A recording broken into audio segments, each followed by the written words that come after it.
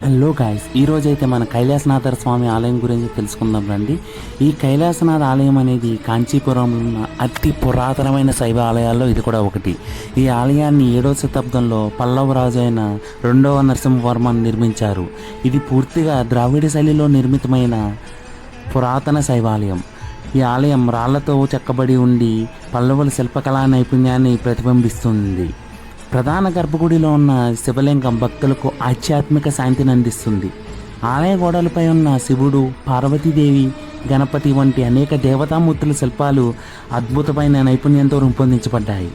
ఇది కళాప్రియులను ఆకర్షించడమే కాకుండా కైలాసనాథ ఆలయం అనేది దాని చారిత్రాత్మక ప్రాముఖ్యత, శిల్పకళా ప్రతిభ, శివారాధనకు చెందిన పవిత్ర స్థలంగా మాత్రమే కాకుండా పర్యాటకులను ఆకర్షించే ప్రధాన దేవాలయంగా కూడా నిలుస్తుంది. ఇలాంటి మరెన్నో ప్రసిద్ధి చెందిన దేవాలయాల గురించి తెలుసుకోవాలంటే మా ఛానల్ని సబ్స్క్రైబ్ చేయండి.